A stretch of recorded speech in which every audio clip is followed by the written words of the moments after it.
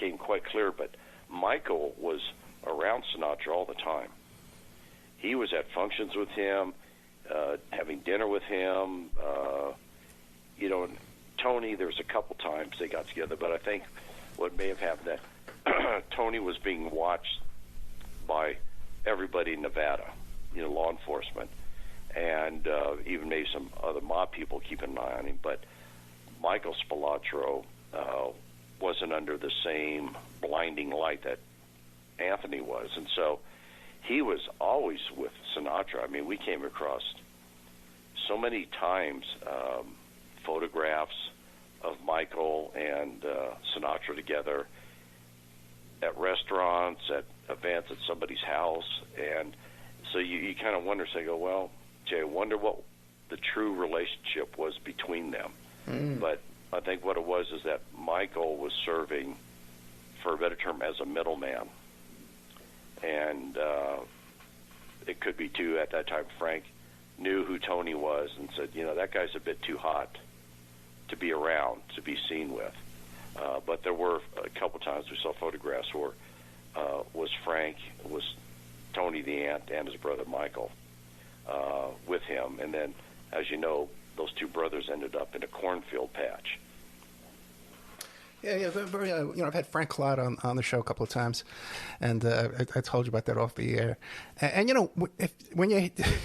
you look at that whole situation, Frank Collada pretty much skated. I don't think he did any serious time or anything. Yeah. And you watch the movie Casino, it's like a different story, and he's in the movie like 10 times doing as the hitman. Was it Oscar Goodman's in that one too? Yeah, Oscar Goodman's in it. Yeah. And the other guy too, Marmont, is in it too. I miss Vegas. I say, I miss Vegas. I really did it.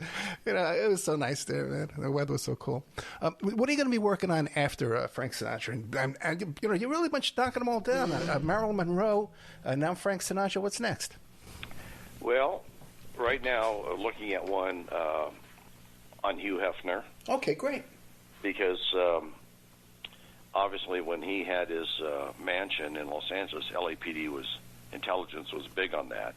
I had, because I worked intelligence, which a lot of people say, we had access to a lot of things because everybody wanted to be our friend. They were terrified of the organized crime unit.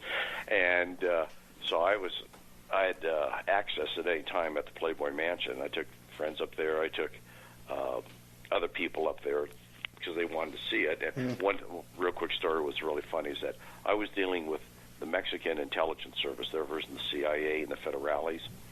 And so one time it was about 10 of them coming to town. And I asked them, I said, hey, well, would you guys like to go to the Playboy Mansion? And they said, sure. They loved it because they thought bunnies would be everywhere. Right. So we take them there, and they're touring, and we go through the grounds, the private zoo he had there in the house and all that stuff. And they go, well, where are the bunnies? And I said, over there, because there's a whole lot of rabbits that were running around on the property, always out by the lawn and the water fountain. I said, there they are. And they thought, oh, no, the bunnies, the Playboy bunnies. We said, no, they're not here 24/7, guys, but they were very disappointed, I should say. Yeah, I went there once, too, in the 80s. This is during a period of time when Hefner, before Viagra. It was kind of a depressing place. My friend used to advertise on the Playboy channel back in New York, and so he was invited there. He took me with him. And I found it to be kind of a sad kind of a place, kind of depressing almost. But that'll be great. Now, are you looking into all the films? Supposedly this guy had a vault of films on everybody.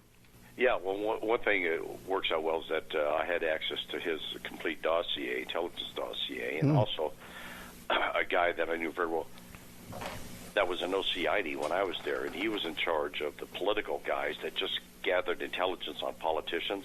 Anyway, Neil, when he retired from LAPD, he became the West Coast security director for Playboy Enterprises. So he oversaw the Playboy Mansion, Playboy Enterprises, their headquarters on Sunset and all that stuff. And so he was a good source because what he was doing then is trying to keep anything negative out of the media.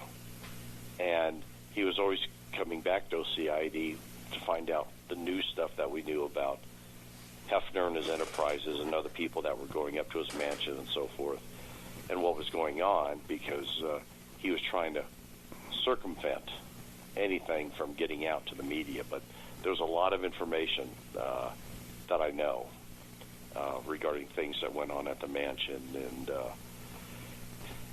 regarding drugs and other stuff.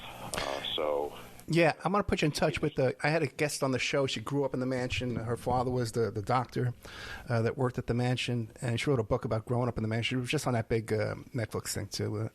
I didn't get a chance to watch it. I'll put you in touch with her. She has a lot of great stories that she hasn't told yet.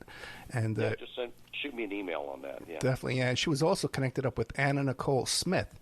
And they're all very bitter. Everyone's bitter about how Anna Nicole Smith wound up and that whole story there.